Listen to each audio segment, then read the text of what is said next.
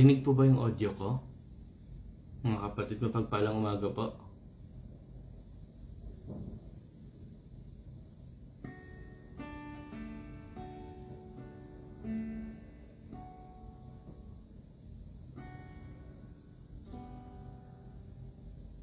Sige po. Isang mapagpalang umaga po sa bawat isa. Ako po si Brother Bong dito po sa DFC Ajman, UAE, na sa under po sa pangunguna po ni Pastor Raymond Budes. So purihin ang Panginoon sa umagang ito na tayo muli ay makapag-aral at tayo po muli ay makalapit sa ating Panginoon. So purihin ang Diyos bago po ang lahat. Tayo po muna ay umawit sa ating Panginoon. Awitin po natin yung dalangin. Hallelujah.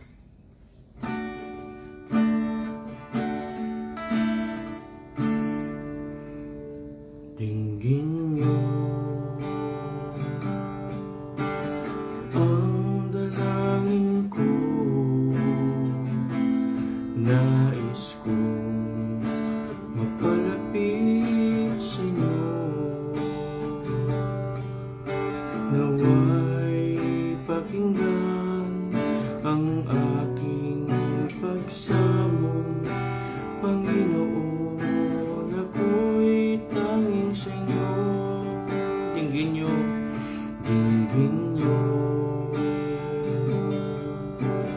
ang dalangin ko, nais kong mapalapit sa inyo, naway pakinggan ang aking pagsamo, Panginoon, ako'y tanging sa inyo.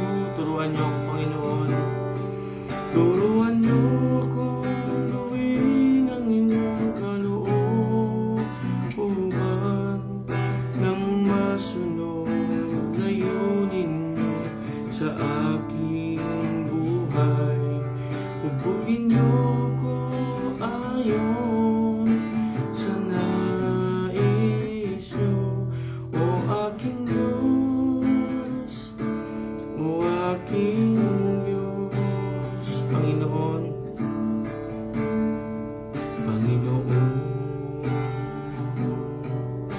wala na akong ibang nais. Yes, Lord, hallelujah. Kundi ang maglingkod sa inyo, naway hitin niyo ang aking buhay para sa kalwalhatian niyo. Turuan niyo ako, Diyos. Turuan niyo ako gawin ang inyong kalooban nang masunod layunin niyo sa aking buhay. Hubugin niyo ako ayon sa nais niyo, o aking Diyos, o aking Diyos, o aking Diyos, o aking Diyos. Hallelujah. Hallelujah. Yes, Lord, dalangin namin, Panginoon, na kami turuan niyo, Panginoon, na gawin lamang inyong kalooban, na kami po ay makasunod lamang po sa inyo sa oras po na ito, sa umagang ito. O God, salamat po at binigyan niyo po kami ng pagkakataon muli na although, Panginoon, sa live po ito ay sa isang spirito ay magsama-sama po ang bawat isa.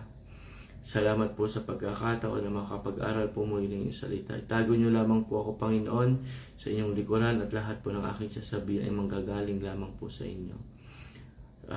Banal na Espiritu, kayo po ang kumilos sa bawat isa sa oras na ito. Buksan niyo po ang aming isipan, buksan niyo po ang aming puso, upang mas lalo po naming maintindihan ang inyong mensahe sa umagang ito. Sa inyo namin binabalik ang pinakamataas na pupuri at pasasalamat sa tanging pangalan ng Panginoong Jesus. Amen and amen. Mapagpalang umaga po muli sa bawat isa. Ako po si Brother Bong ng DFC Ajman dito po sa UAE, sa pangunguna po ni Pastor Raymond Viudas. Mga kapatid, tayo po ngayon ay mag-aaral tungkol po ito sa atin bilang isang mananampalataya, hindi lamang po sa mga pastor, sa mga music ministry head, sa mga Bible study leaders, sa mga ministry head, kundi ito po ay para sa pangkahalatan. Ano po ba ang ating pag-aaralan? Ang pag-aaralan po natin sa umagang ito ay kung ano po ba dapat yung magiging motivation natin.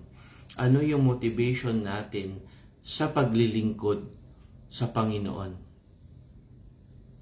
Ano po ba yung gagawin natin para tayo po ay makapagpatuloy, para ang magawa lamang po natin ay ang kalooban ng Panginoon. So, tayo po ay makipagbukasan sa Juan chapter 10 verses 17 to 18 po. Babasahin ko po ito. John chapter 10, 17 to 18. Sa 17, mahal ako ng Ama dahil inalay ko ang aking buhay para sa kanila at pagkatapos ay muli akong mabubuhay. Sa 18 po, walang makakakuha ng aking buhay kundi kusa ko itong ibinibigay. May kapangyarihan akong ibigay ito at may kapangyarihan din akong bawiin ito. Sinabi ito ng aking Ama sa akin. Mga kapatid, makikita po natin dito sa verse 17. Ano daw po dito ang sabi? Sino daw po yung nagmamahal sa Panginoon? Ang Diyos Ama po. At bakit naman po kaya ganun ang nangyari? Kasi po, minamahal po ng Diyos Ama ang Panginoon kasi yung buhay po ng Panginoong Jesus ay handa niya pong ialay para po sa mga tupa. Kung ano po kasi yung mahal ng Diyos Ama, ay mahal din po ng Panginoong Jesus. Amen po. Makikita po natin dito yung karakter po ng Panginoon. Ano po yung karakter na yun? Ang karakter na yun, mga kapatid, ay ginagawa niya lahat ng bagay para sa Diyos Ama. Amen po. Ginagawa niya lahat, pati po yung pag-alay po ng kanyang sariling buhay sa kalooban po ng Ama. Sa 18 po, makikita po natin dito, sabi po sa verse 18, walang makakakuha ng aking buhay kundi kusa ko itong ibinibigay. Mga kapatid, makikita natin dito na kusa pong ibinibigay ng Panginoon. Hindi po natin nabasa na pinilit o pinakiusapan ng Diyos Ama ang Panginoong Jesus para lamang po ibigay yung kanyang sarili at magkatawang tao. Nakita kasi ng Panginoong Hesus yung nais ng Ama na iligtas ang sanlibutan dahil mahal nila ang mga tao, kaya pumunta ang Panginoong Hesus dito sa mundo ng kusa. Sa panahon po natin ngayon, makikita po natin na wag naman po sana na marinig natin ito sa ating ibang mga kapatiran na yung minsan po kasi meron po tayong maririnig na parang napipilitan na lamang po. Kahit po sa pagdalo sa mga church gathering, lalong-lalo na po yung main service po natin. Sa iba po ay Sunday service, yung iba po ay Friday at Saturday service po. Meron po kasi tayong naririnig minsan na napipilitan na lang din ako kasi ganito, kasi ganun. Kasi baka mamaya hindi tatanggalin ako, baka mamaya hindi na ako pwede mag-music ministry, baka mamaya hindi na ako magiging ministry head. Meron po kasi mga tao na ang drive po nila ay ministry. At hindi po yung nagbigay ng ministry. Makikita po natin na, tandaan po natin mga kapatid, na ang paglilingkod po sa Panginoon na hindi po sapilitan. Ang paglilingkod po sa Panginoon ay kusa po dapat. Yan po dapat ang ating ilagay sa ating isipan na kapag tayo naglingkod sa Panginoon, hindi dahil tayo napipilitan. Dito po makikita po natin yung ibang mga motivation kung paano po tayo magtatagumpay sa ating relasyon sa Panginoon at the same time sa ministry. Actually po, kapag tayo po ay may magandang relasyon at sinusunod natin yung kalooban ng Panginoon, ng Diyos Ama, ng Diyos Anak, yung ministry po kasi secondary. Kasi po, pag mayroon tayong pundasyon na matibay, lahat po nandun na po. Everything will follow. The rest will follow po. Amen po. So, una po, kailangan po natin magkaroon ng relasyon sa Panginoon. Makikita natin dito sa tagpong ito na yung relasyon ng Panginoon sa Ama ay meron po silang magandang connection, love relationship. Bond po talaga sila. Kaya mga kapatid ko, ang motivation natin as church leader, ministry heads, Bible study leader, or even po yung ordinary lang tayo ng mga kapatiran na dumadalo sa church gathering or dumadalo sa church service, delikado po kung ang motivation po natin ay yung mga tao or yung ministry or yung church itself. Delikado po ito. Bakit po delikado? Kasi po, hindi po ito constant. Ang church po means ang ministry po minsan ay taas baba. Minsan meron, minsan wala. Minsan nahihirapan, minsan hindi. Sa mga tao po, ang mga tao po ay nagbabago. May instances po talaga na yung mga relasyon natin, yung mismong relasyon natin sa church, sa tao at sa ating ministry ay nag-iiba depending po sa situation. Depending po sa nangyayari sa paligid natin. At kung ito ang magiging pundasyon natin, everything will crash. Lahat po guguho.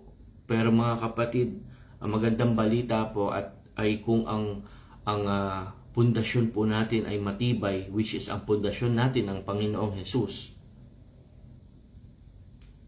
wala pong mangyayari.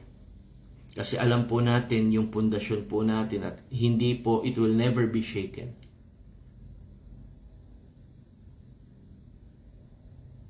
Wala po tayong makikita doon na pagkawatak-watak, tampuhan, wala po tayong makita doon. Ang mangyayari po kung ang pundasyon po natin ay ang Panginoong Hesus, yung mga nakikita natin sa paligid natin na tampuhan, na merong konting alitan sa loob ng church, na merong konting nagkatampuhan si brother at si pastor, si sister at si sister. Lahat po ng mga nangyayari sa paligid natin, hindi po tayo maapektuhan. Bakit po? Inuulit ko po, matibay po ang pundasyon natin. Bago pa po tayo pumunta doon, nakaset na po yung puso at isip natin na ang pupuntahan natin sa church ay ang Panginoon lang. Amen po. Kung makikita kasi natin, kung makikita natin sa Salmo 16:9-11, kung paano yung relasyon ng Panginoon at ng Diyos Ama. Makikita po natin sa 9, sabi po dito sa Salmo 16:9-11, ito po kasi yung paningin ng Ama sa Panginoon at ang paningin ng Panginoon sa Ama. Makikita po natin dito, ang sabi po, kaya't nagagalak ang puso ko at ako'y panatag dahil alam kong ligtas ako sapagkat hindi nyo pababayaan ng aking kaluluwa ay mapunta sa lugar ng mga patay. Hindi nyo hahayaang mabulok sa libingan ang matapat nyong lingkod. Itinuro nyo sa akin ang landas patungo sa buhay na puno ng kasiyahan at sa piling nyo aking matatagpuan ang ligayang walang hanggan. So, ito po ang tinutukoy po dito ay ang Panginoong Hesus. Amen po. Ang Panginoong Hesus at ang Ama ay meron po silang masaya o na nagagalak po sila na sa isa't isa. Nagmamahalan po sila. Kaya po pag in-imagine po natin ito, yung ugnayan po ng Panginoong Hesus at ng Ama ay parang napaka-sweet nila. Amen po. Ang gauge po kasi natin kung gaano tayo magiging masaya sa isang ministry ay hindi po talaga yung relasyon sa church, sa ministry, or sa ibang mga kapatiran. Kundi po kung gaano na po tayo kalalim, yung ating relasyon sa Panginoon. Mga kapatid, alam naman po natin ang relasyon natin sa Panginoon ay personal. Kung ang relasyon po natin, tulad ng sinabi ko po kanina, ay sa ministry, paiba-iba po ito. Hindi po ito constant. Pero kung ang relasyon natin sa Panginoon ay matibay, wala po tayong ikakabahala. Makikita po natin dito din na sa Mateo 3:17,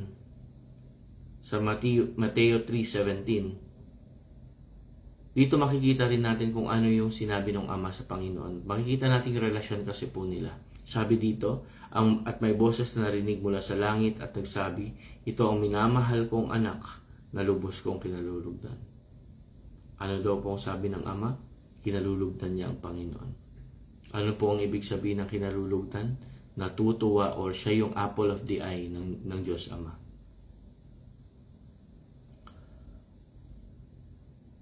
Mga kapatid, ito pong ilagay natin sa ating isipan. Hindi po tayo makakakita ng mga pastor o ng mga church worker, leaders na magrereklamo o minsan yung mga kapatiran na hindi a-attend kapag mayroong problemang nangyari, kapag mayroon siya nakaalita na isang brother o sister. Hindi po tayo makakakita ng ganyan kung ang pundasyon po natin ay ang Panginoon lang. Kung meron po tayong love relationship sa Panginoon.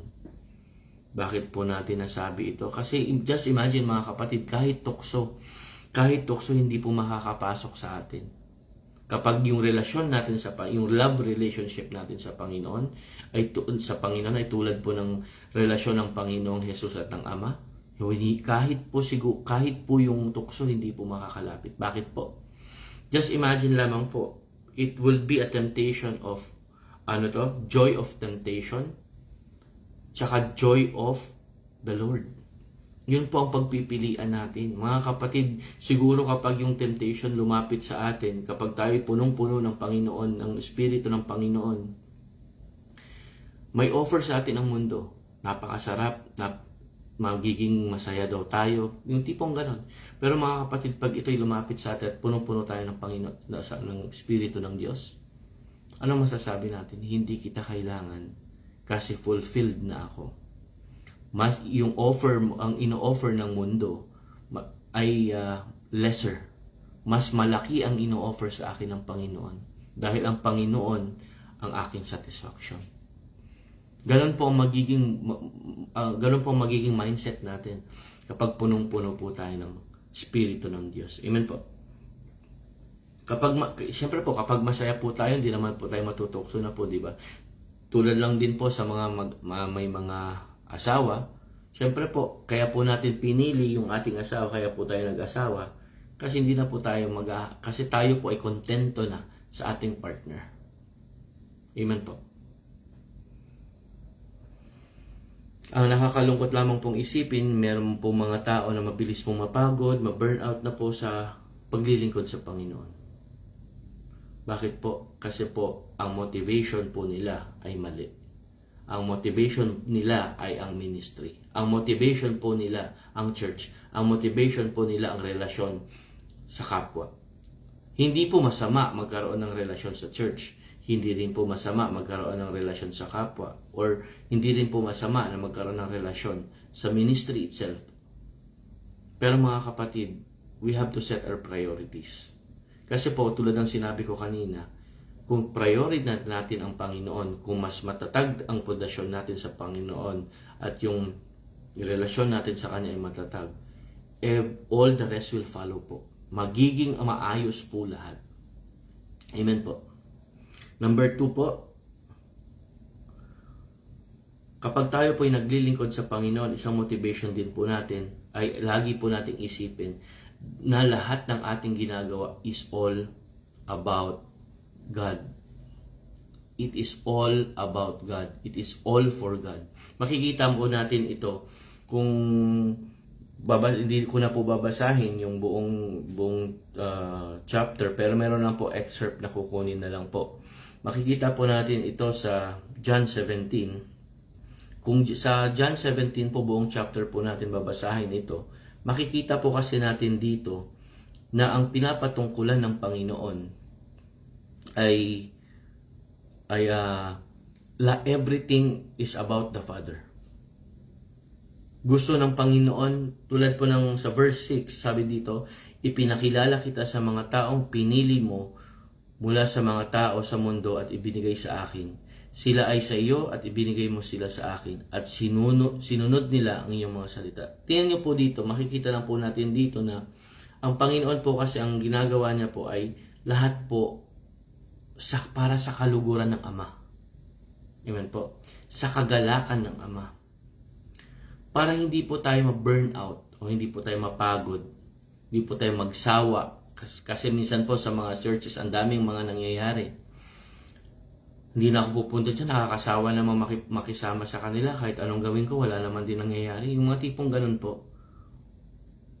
Para hindi po tayo madaling magsawa, mga kapatid. Ang gagawin po natin dapat, yung paglilingkod natin sa Panginoon, let it be about me, let it be about you and God. Personal po ulit.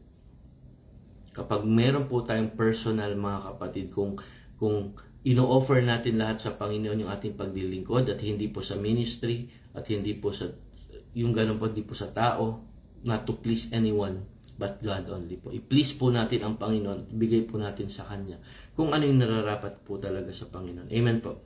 Hindi po tayo maapektuhan kahit ano po yung environment sa loob ng church, kahit po meron po pagkahati-hati, hindi po perfecto lahat ng churches, kahit po meron pong pagkahati-hati, meron pong mga tampuhan, hindi po tayo maapektuhan kasi po ultimately ang una nating purpose ba't tayo nandoon is what? Me and God. Me and God.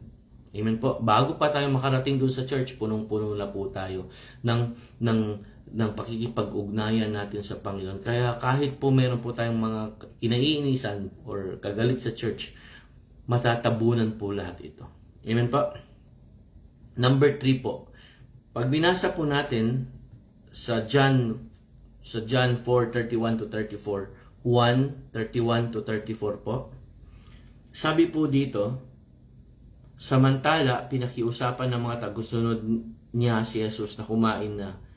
Pero sumagot si Jesus, may pagkain akong hindi nyo alam. Kaya nagtanungan ang mga tagasunod niya, may nagdala kaya ng pagkain sa kanya. Sinabi ni Jesus sa kanila, ang pagkain ko ay ang pagsunod sa kalooban ng nagsugo sa akin at pagtupad sa kanyang pinapagawa. Number 3 po. Number 3 po na motivation po natin. Hindi po dapat ang pinag-uusapan po yung comfort po natin. We have to go out of our comfort zone. Kung saan po tayo tanggapin po natin kung saan po tayo nahihirapan. Not about our comfort. Amen po. Dito po makikita natin ang Panginoong Jesus. Gutom po siya kung bumili po. Ito po yung sa Samaritana, mga kapatid. Nung dumating po yung mga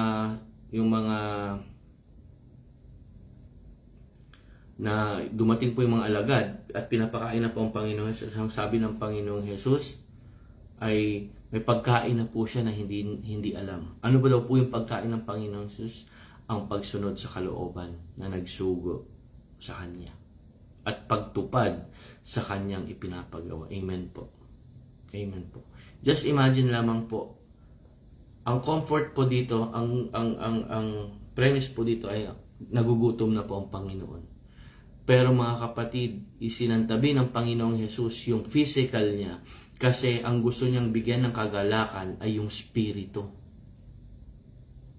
Yung Ama pa rin, mga kapatid. Yung Ama pa rin ang inisip ng Panginoon. Yung kalooban ng Ama at kung ano yung ipinapagawa sa Kanya. Kahit gutom, pero masaya siya dahil nagawa niya yung pinapagawa ng Ama. Ganon din naman po tayo.